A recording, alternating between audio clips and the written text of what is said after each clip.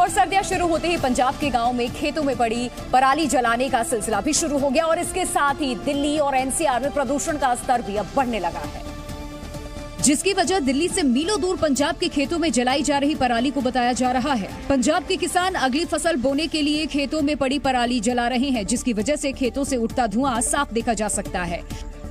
वहीं दिल्ली में बारिश थमने के साथ ही प्रदूषण का स्तर लगातार खराब होता जा रहा है। दिल्ली एनसीआर के ज्यादातर इलाकों में धुएं और धूल की चादर दिखने लगी। हवाओं की रफ्तार भी काफी कम है, जिसकी वजह से प्रदूषण का स्तर और बिगड़ा है। तो प्रदूषण बढ़ने के साथ ही दिल्ली एनसीआर में सांस से जुड़ी बीमारियों का खतरा भी बढ़ गया है। खासतौर पर बुजुर्ग और बच्चों की मुश्किलें आने वाले दिनों में और बढ़ सकती हैं, क्योंकि जैसे जैसे हवा की गुणवत्ता खराब होगी वैसे वैसे सांस लेने में दिक्कत बढ़ती जाएगी। सर्दियों की ठंडी हवा के साथ ही बढ़ गया है हवा में वो जहर जिसके जरिए आप बीमार हो सकते हैं। जानकारों का कहना है कि ऐसे मौसम में बच्चों और बुजुर्गों को खास एहतियात बरतनी चाहिए और मास्क लगाकर ही निकलना चाहिए। कोशिश करें इंडोर रहें, बाहर ना जाएं। बाहर जाते हैं अगर एल्कोहल इंडेक्स बहुत खराब है तो आपको मास्क लगाने जाना चाहिए। दिल्ली एनसीआर में प्रदूषण बढ़ा तो उससे निपटने के इंतजामों की भी चर्चा शुरू हो गई है, लेकिन जानकारों की राय ये है कि दिल्ली एनसीआर में प्रदूषण से निपटने के इंतजाम सिर्फ सर्दियों में नहीं बल्कि पूरे साल किए जाने चाहिए। गर्मियों में जो प्रदूषण की जो कॉन्सेंट्रेशन होती है वो सर्दियों जैसे नहीं होता, क्योंकि जाड़े में जो होता है कि पूरा हवा दब जाता है।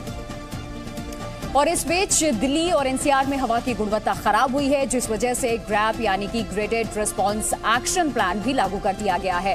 हालांकि दिल्ली एनसीआर में अभी ग्रैप का लेवल 1 ही लागू किया गया है। ग्रैप लेवल 1 तब लागू होता है जब AQI यानी कि एयर क्वालिटी इंडेक्स का स्तर 200 और 300 के बीच रहता है।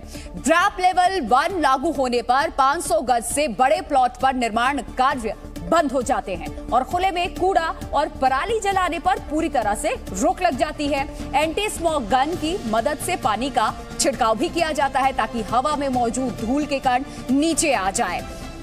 अक्टूबर के दूसरे हफ्ते में हुई बारिश के बाद जो मौसम साफ हुआ था वो हफ्ते भर में ही धूल और धुएं से अब भरने भी लगा है।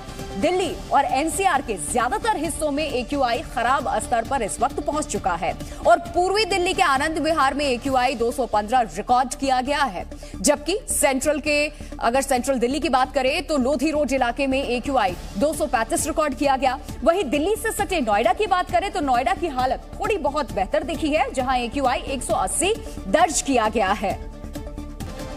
और ईरान में महसा अमीनी की मौत के बाद से शुरू हुआ हिजाब विरोध आंदोलन अब तक थम नहीं रहा है। लगातार हो रहे विरोध प्रदर्शन से बौखलाए ईरान के राष्ट्रपति इब्राहिम रईसी ने इसे अमेरिका की साजिश बताया है, क्योंकि कुर्दिस्तान से शुरू हुआ हिजाब का विरोध अब ईरान के 112 शहरों में फैल गया। इस दौरान बड़ी तादाद में प्रदर्शनकारियों को गिरफ्तार किया गया।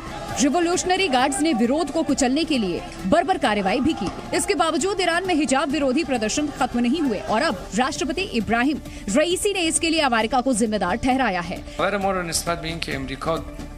پشت بسیاری از خرابکاری‌ها، ترورها، اغتشاش‌ها و به هم ریختگی‌ها در इससे पहले ईरान के supreme leader ayatollah Ali Khamenei ने भी हिजाब विरोध के लिए अमेरिका और इजराइल को जिम्मेदार ठहराया था। और चीन की कम्युनिस्ट पार्टी के अधिवेशन में भी चीन प्रोपेगेंडा करने से बाज नहीं आ रहा है। अधिवेशन में गलवान में हुए संघर्ष का वीडियो दिखाया गया है। ये चीन की कम्युनिस्ट पार्टी की उपलब्धियों को दिखाने वाले एक लंबे वीडियो का हिस्सा था। अधिवेशन में जो वीडियो दिखाया गया वो हमारे पास नहीं है, लेकिन जो वीडियो दुनिया ने देखा वो गलवान का सच है। इस वीडियो में भारतीय जाबाज PLA के सैनिकों पर भारी पड़ते दिखाई दिए। दुनिया भी मानती है कि गलवान में हुई हिंसक झड़प में चीन बुरी तरह हारा था। ऑस्ट्रेलिया के अखबार द क्लैक्सन की रिपोर्ट में दावा किया गया था कि गलवान हिंसा के दौरान चीन की कम से कम 38 सैनिक घटनास्थल के पास नदी में बह गए थे। वहीं रूस की एक न्यूज एजेंसी ने दावा किया था कि गलवान में चीन के 45 सैनिक मर गए थे। अब ड्रैगन प्रोपेगेंडा वीडियो के जरिए इस संघर्ष को अपनी उपलब्धि के तौर पर दिखाने की कोशिश कर रहा है। हालांकि चीन की सेना की हकीकत क्या है वो रविवार को खुद शी जिनपिंग के भाषण में सामने आ गई थी। उन्होंने खुद ये माना था कि चीन की सेना को सुधार की जरूरत है।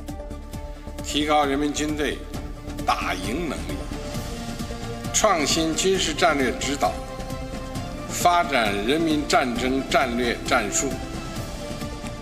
और अखिलेश यादव ने नम आंखों से मुलायम सिंह यादव की अस्थियों का विसर्जन किया। दिवंगत मुलायम सिंह यादव की अस्थियों को हरिद्वार में गंगा नदी में प्रवाहित कर दिया गया है। अखिलेश यादव ने पत्नी डिंपल यादव के साथ विधि विधान के साथ पूजा की और अस्थियों को गंगा नदी में प्रवाहित किया।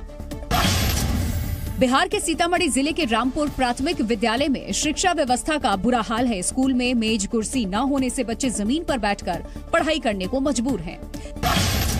दिल्ली महिला आयोग की अध्यक्ष स्वाति मालीवाल की गैर मौजूदगी में उनके घर पर हमला हुआ। आरोपियों ने घर में खड़ी गाड़ियों में तोड़फोड़ की और घर में घुसने की कोशिश की। पुलिस ने हमला करने वाले आरोपियों को गिरफ्तार कर लिया है। यूपी के अमरोहा में दबंगों ने घर में घुसकर विधवा महिला और बच्चों को लाठी डंडों से जमकर पीटा। पीड़ित परिवार चिल्लाता रहा, लेकिन पड़ोसी मदद को आगे नहीं आए। महिला ने दरवाजा बंद कर अपनी और बच्चों की जान बचाई। अंकिता भंडारी हत्याकांड में दोषियों पर कठोर कार्रवाई न होने से लोगों में भारी नाराजगी है। अंकिता को इंसाफ दिलाने के लिए पौड़ी में तिरंगा यात्रा निकाली गई। लोगों ने अंकिता भंडारी के हत्यारों को फांसी देने की मांग की। और मध्य प्रदेश के सतना में एक डॉक्टर ने अपना प्रिस्क्रिप्शन यानी कि दवा का पर्चा हिंदी में दिया है। हिंदी में मेडिकल की पढ़ाई शुरू होने के बाद ये पर्चा वायरल हो रहा है, जिसमें बीमारी, दवाओं के नाम और खुराक सब कुछ हिंदी में लिखा गया। सतना के कोटर स्वास्थ्य केंद्र में तैनात डॉक्टर सर्वेश सिंह ने ये अनूठा प्रयोग किया। डॉक्टर सर्वेश ने अस्पताल पहुंची महिला मरीज रश्मि सिंह के पर्चे से हिंदी में काम करने की शुरुआत की। पर्चे में मरीज की सेहत का हाल और दवाइयां हिंदी में लिखी गई। डॉक्टर सिंह ने पर्चे की शुरुआत RX के बजाय श्री हरि लिखकर की।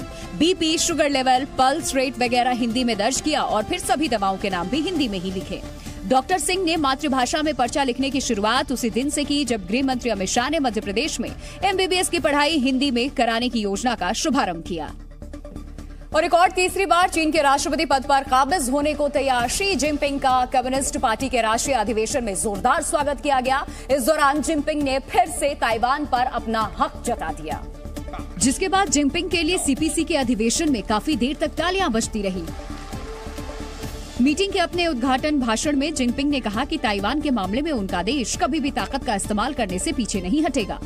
解决台湾问题是中国人自己的事，要由中国人来决定。 हालांकि जिनपिंग ने यह भी कहा कि ताइवान मुद्दे का हल चीन की जनता करेगी, लेकिन उन्होंने ये भी साफ कर दिया कि चीन ताइवान में विदेशी ताकतों के दखल को सहन नहीं करेगा। 我们坚决开展反分裂、反干涉重大斗争，展示了我们维护国家主权。